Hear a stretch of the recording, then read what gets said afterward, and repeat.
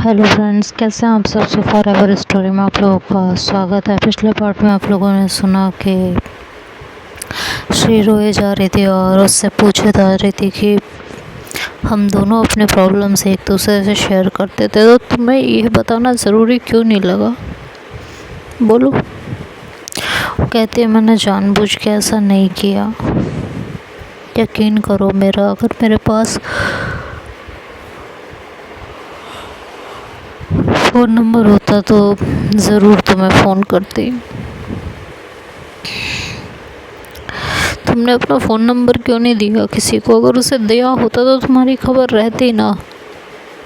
ये सारी शिकायतें श्री शीतल से कर रही थी। शीतल ने कहा हॉस्टल का फ़ोन नंबर देने का कोई फ़ायदा नहीं था, वो कभी नहीं मिलता। प्रिया ने ना जाने कितनी बार ट्राई किया है। उस दिन भी रात को 3-4 बार उसने मुझे कांटेक्ट करने की कोशिश की, पर फ़ोन बिज़ी था। वो रात में 1 बजे अपनी पैकिंग करके गाड़ी बुक करके आई थी। आधा घंटा लग गया था हॉस्टल का गेट खुलवाने में। फिर मुझे जगाया। मैंने जल्दी 10 मिनट में पैकिंग की। जो सामने पड़ा था उस वक्त वही बैग में डाला और निकल गई। ऐसे में कहाँ ध्यान रहता है कि मायू को फ़ोन करूं।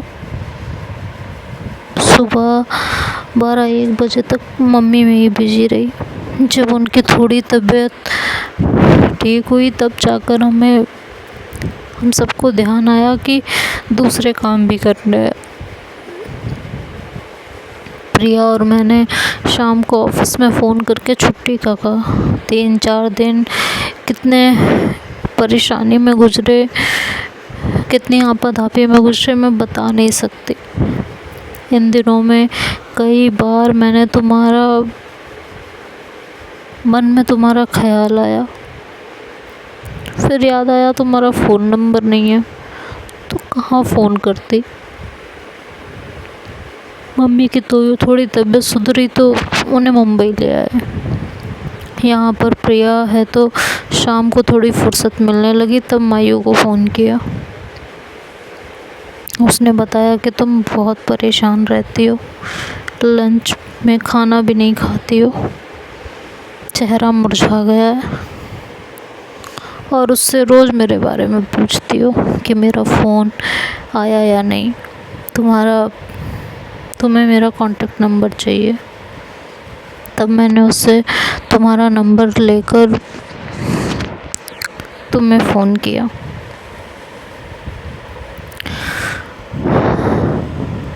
तुरंत किया था उसी वक्त। और एक बात मुझे समझ नहीं आ रही, ये कहते हुए शीतल ने श्री को पीछे किया, जो कि अब तक शीतल को कंधे से पकड़े उसे हक किए खड़ी हुई थी। उसे पीछे किया और उसे देखते हुए कहा कि ऐसा क्यों कर रही थी तुम?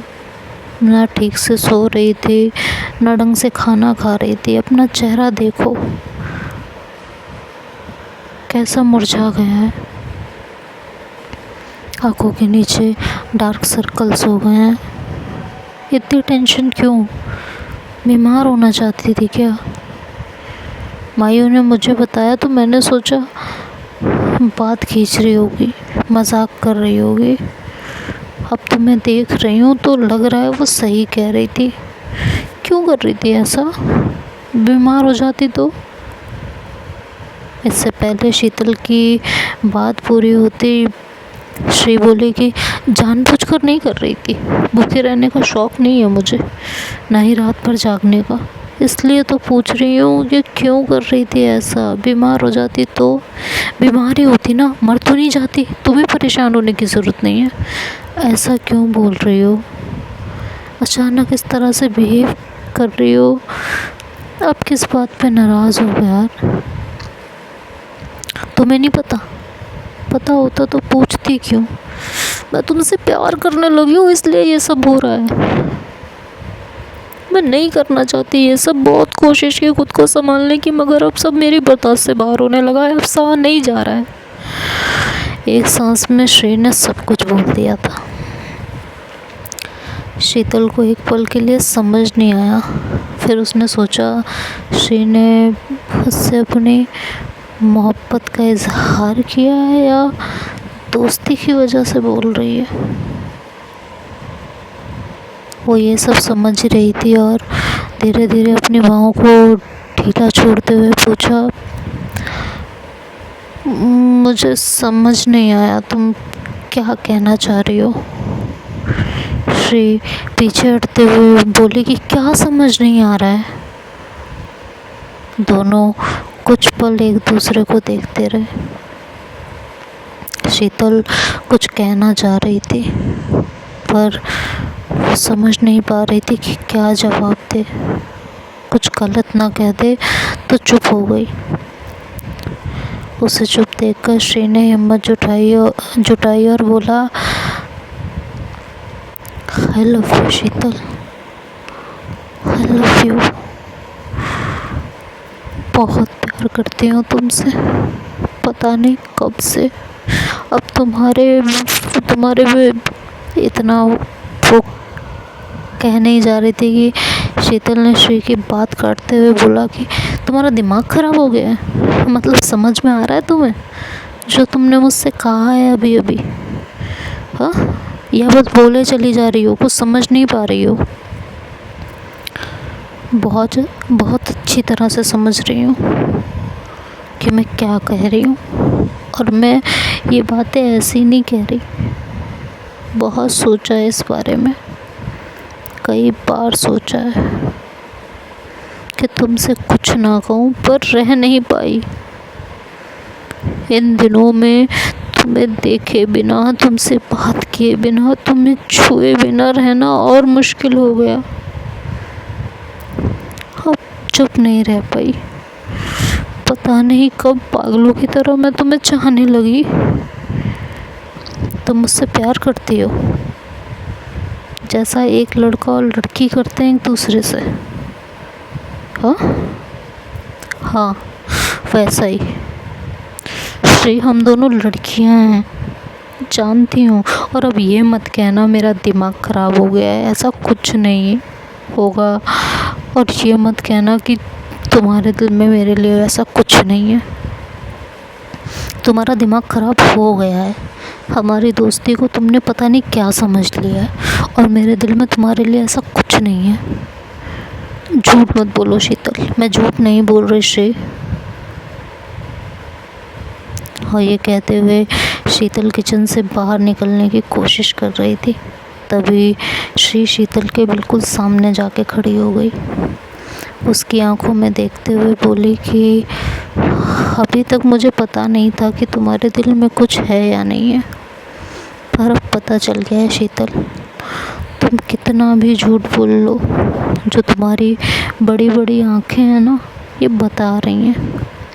अभी कुछ देर पहले तुमने जिस तरह से मुझे सीने से लगाया हुआ था ना, उससे पता चल रहा था तुमने इतना कसकर पकड़ा हुआ था और मेरी ही तरह तुम भी मुझे छोड़ना नहीं चाहती थी। तुम्हारा दिल कितनी ज़ोर से धड़क रहा था, क्यों धड़क रहा था ये हम दोनों जानते हैं। ना तुम्हें कुछ बताने की ज़रूरत है, ना मुझे कुछ समझने की ज़रूरत है। झूठ बोलना बंद कर दो शीतल। शीतल से अब कुछ कहते नहीं बन रहा था। दोनों सिर्फ एक दूसरे को देख रहे थे। इतने में डोरबेल बजी। शीतल और श्री दोनों चौंक गए। शीतल ने जाकर दरवाज़ा खोला तो प्रिया थी। शीतल के मुंह से निकला कि जल्दी आ गई, अभी 4 ही बजे हैं। हाँ, कुछ ज़्यादा काम नहीं था तो सोचा जल्दी ही चली जाऊँ। कहते कहते प्रिया अंदर आई तो सामने श्री खड़ी थी। प्रिया ने शीतल की तरफ देखा और कहा कि फ्रेंड है क्या? फिर श्री को देखकर बोला हेलो, तो श्री ने भी कहा हाय। शीतल ने जवाब दिया कि हाँ, फ्रेंड भी है और ऑफिस कलीग भी है। प्रिया ये बोलकर अपनी मम्मी का हालचाल पूछने और कपड़े चेंज करने चली गई। शीतल ने श्री को बैठने को कहा, फिर किचन में जाकर चाय बनाने लगी। श्री बैठे बैठे अब सोच रही थी कि यार शीतल क्या जवाब देगी, क्या कहेगी। और शीतल सोच रही थी कि अब क्या करूं। कहीं ना कहीं मुझे मालूम था कि ये दिन आएगा, और अगर शीतल के दिल में फीलिंग्स हुई तो मैं क्या करूंगी। ना मैं आगे बढ़ सकती हूँ, ना मैं पीछे बढ़ सकती हूँ। ऊपर से श्री जान गई है कि मेरे दिल में क्या है। अगर नहीं भी जानती तो अंदाज़ा तो लगा ही चुकी है। क्या करूँ, मना करके दिल तोड़ दूँ, बात करनी छोड़ दूँ, और क्या चाह रहा है, उसके दिल तोड़ूँ या उससे बात करना छोड़ दूँ। क्या करूँ मैं। शीतल यही सब सोच रही थी। अचानक उसे ध्यान आया कि यार श्री लंच टाइम से ही निकली है, लंच भी नहीं किया होगा, भूख लगी होगी उसे, कुछ बना लेती हूँ उसके लिए। प्रिया भी अब तक ड्राइंग रूम में आ चुकी थी। श्री और प्रिया दोनों आपस में बातें करने लगे थे, ऑफिस की छुट्टी, मम्मी की तबीयत के बारे में, सब कैसे हुआ, क्या हुआ, सब कुछ। अब तक शीतल देख रही थी कि वो मंडे से छुट्टी लेती वगैरह वगैरह। इतनी देर में शीतल ने कुछ पापड़ तल लिए थे और नमकीन प्लेट में भर लाई थी श्री के लिए। ये सब उसकी मम्मी के हाथों का बनाया हुआ था और उसे पता था कि ये श्री को बहुत पसंद आएगा। सब कुछ लाकर मेज पर रखा तो प्रिया बोल उठी कि वाह, घर आते ही गरम गरम चाय खाने के लिए पापड़ मिल जाए तो और क्या चाहिए। प्रिया पापड़ उठाने लगी तो शीतल ने टोक दिया कि तुम्हारे लिए नहीं है, श्री के लिए तले हैं, उसने कुछ खाया नहीं है। इस पर प्रिया बोली, हाँ पता है मुझे, मेरे लिए नहीं है, आज फ्रेंड आई है तो ये सब काम किया जा रहा है, वरना रोज़ तो चाय बनाने के लिए भी तेरे हाथ पैर जोड़ने पड़ते हैं। शीतल ने प्लेट में भरकर नमकीन पापड़ श्री को दिए तो श्री बोली, मैं इतना सारा खाऊंगी, कहकर उसने प्लेट प्रिया की तरफ बढ़ाई तो शीतल ने डांटते हुए कहा कि सारा तुम ही खाओगी, प्रिया के लिए रखे हैं, वो इसमें से ले लेगी, तुमने लंच भी नहीं किया है, भूख लगी होगी, चुपचाप खाओ। श्री को शीतल का यूं हक जताना अच्छा लग रहा था। थोड़ी देर के लिए शीतल के दिमाग से प्यार के इज़हार की बात निकल गई थी। उसके दिमाग में तो बस ये था कि श्री को कुछ खिलाना है, उसे भूख लगी होगी। शीतल ने श्री को घूरा और कहा, खाना शुरू करो और फटाफट से प्लेट खाली करो, बहुत हो गया और कोई नाटक नहीं चलेगा अब तुम्हारा, कुछ भी नहीं खाया तुमने दोपहर से।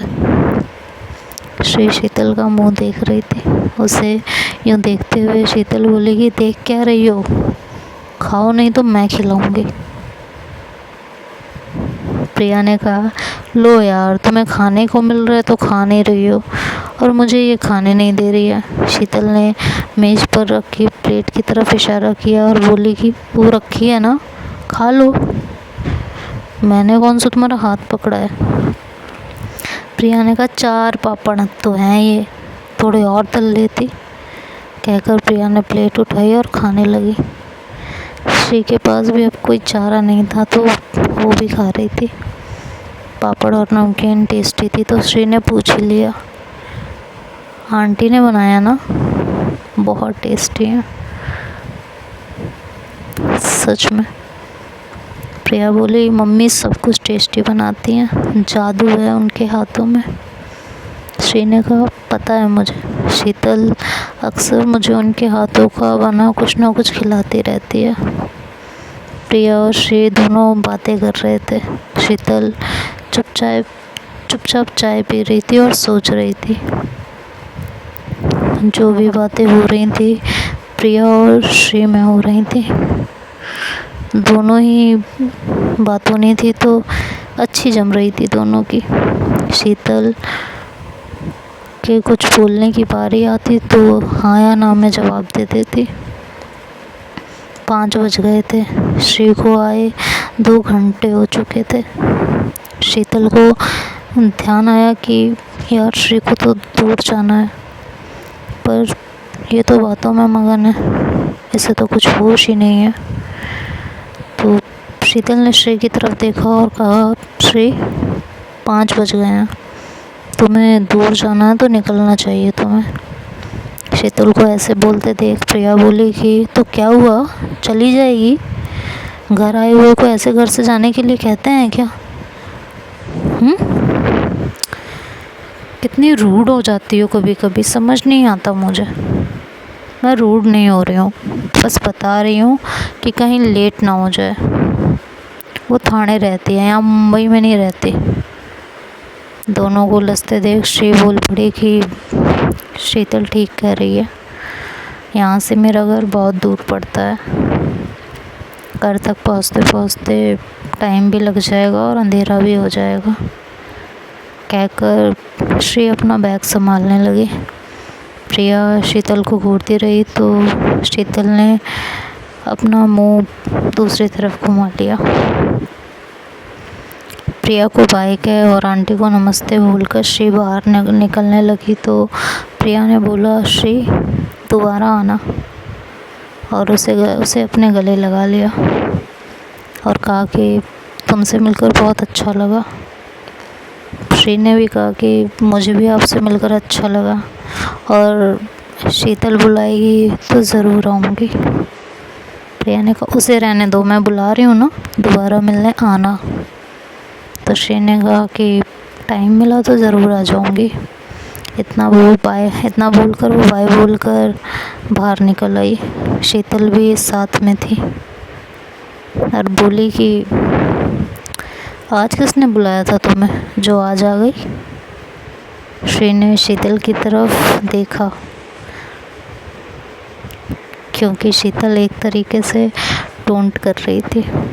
श्री ने जवाब दिया कि हाँ, तुमने नहीं बुलाया था, जानती हूँ, पर आज मजबूर थी, मेरी ज़रूरत मुझे खींच लाई थी, तुम्हारे लिए मेरी तड़प मुझे खींच लाई थी, पर पता नहीं था तुम मुझे यूँ भगाने लगोगी। शीतल ने कहा, मैं तुम्हें भगा नहीं रही हूँ, तुम्हें अपने घर पहुँचते पहुँचते 2 घंटे लग जाएंगे, अंधेरा हो जाएगा, कोई साथ भी नहीं है, फ़िक्र हो रही है मुझे तुम्हारी। अच्छा, फ़िक्र क्यों हो रही है तुम्हें मेरी? क्यों नहीं होनी चाहिए क्या? मेरी फ़िक्र तुम्हें क्यों हो रही है, पहले ये बताओ। क्योंकि तुम मेरी दोस्त हो।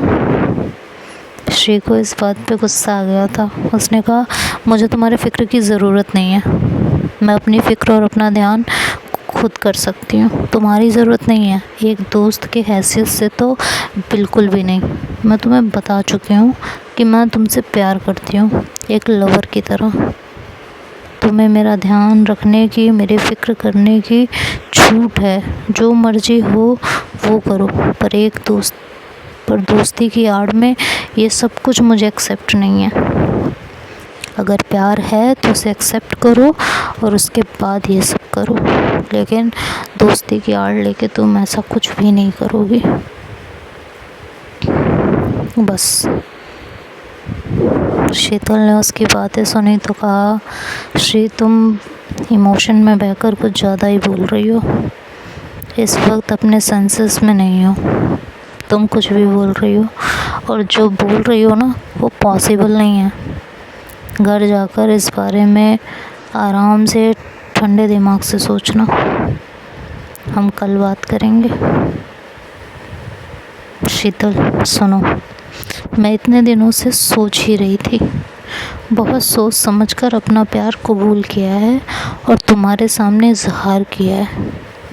मुझे कुछ नहीं सोचना अब, तुम्हें सोचना है और फैसला करना है। मैं तो अब बस तुम्हारे फैसले का और तुम्हारा इंतज़ार कर सकती हूँ, और मुझे मालूम है तुम मुझे प्यार करती हो।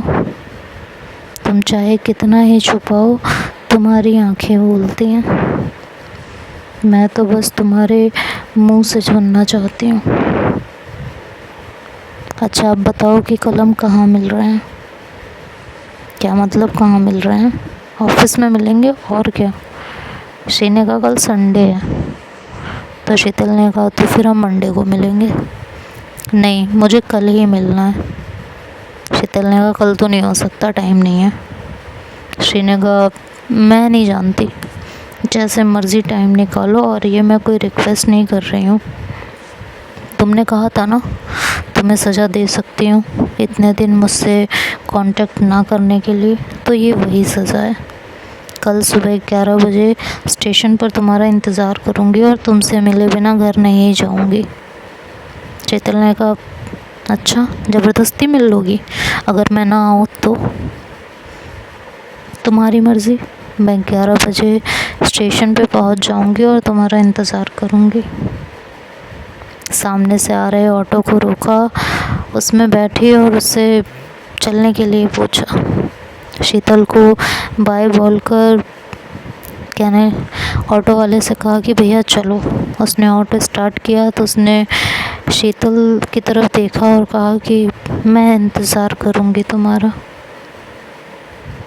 शीतल ने बस इतना ही कहा मैं नहीं आऊँगी, और बहुत ही सीरियस और कॉन्फिडेंस में बोला उसने। ये सुनकर श्री का मुंह थोड़ा सा उदास हो गया था। उसने शीतल को एक इंटेंस लुक दिया और ऑटो वहाँ से चलने लगी तो श्री ने कहा मैं फिर भी तुम्हारा इंतज़ार करूँगी। इतने में ऑटो आगे निकल गई थी और शीतल कुछ नहीं कह पाई थी। हालांकि मन ही मन उसने सोचा कि कुछ भी हो जाए मैं नहीं जाऊँगी, मैं इस ड्रामे को आगे नहीं खींच सकती हूँ। और ये सोचते हुए वो अपने घर लौट रही थी। तो देखते हैं अब आगे क्या होगा।